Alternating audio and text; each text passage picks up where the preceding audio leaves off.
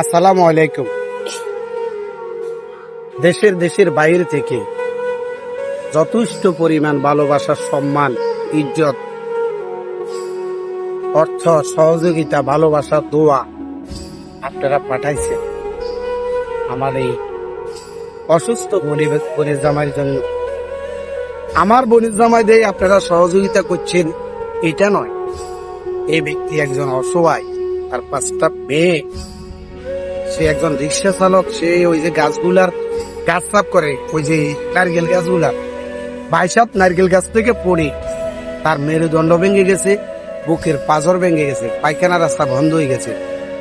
হাসপাতাল যে একটা অ্যাম্বুলেন্স আনি 2000 টাকা খরচ করে নিব, এই টাকা তার পরিবারে ছিল না। আমিও তার বাড়িতে নাই, আত্মীয় স্বজন তেমন সচ্ছল নয়। আমি যখন ফোনে শুনছি, আবার একটা ভিডিও শুট করি আপনাদের কাছে ভিক্ষা চাইছি, একটা ছোট ভাই ভিক্ষা নাম্বার দিই।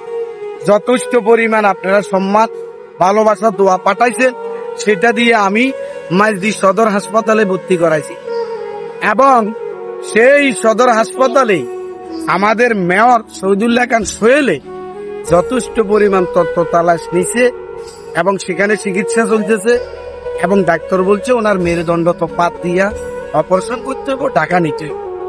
টাকা রেফারেন্স করছে, টাকা নেওয়ার মতন সে মেরুদণ্ড লাগায় সে লোকের আগের কর্মক্ষমতা ফিরিয়ে আনার জন্য প্রচুর ব্যয়বহুল। তাই আপনাদেরকে আর ডিস্টার্ব করলাম না, কেউ আর বিকাশে টাকা দিয়েন না। তবুও সে রেস্টে শুই থাকবো, অন্তত তার এই রুয়ান তার পরিবারের কাছে কিছুদিন থাকবো, এতেই তার পরিবার সন্তুষ্ট।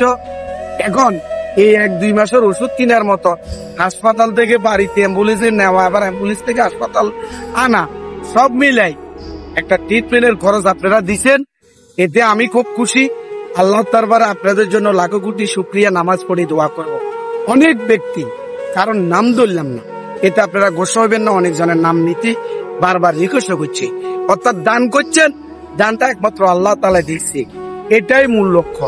আপনাদের দান, আপনাদের সহযোগিতা, আপনাদের দোয়া আমাদের এই পরিবারে যথেষ্ট পরিমাণ গ্রহণ করে নিছি।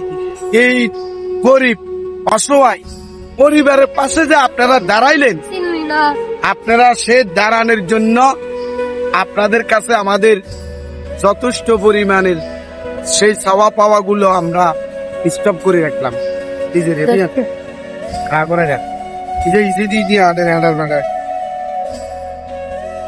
মধ্যের গানিটি দিছ না না, তাহলে আজকের এই লোকগুলোর পাশে দাঁড়ানোর জন্য ধন্যবাদ।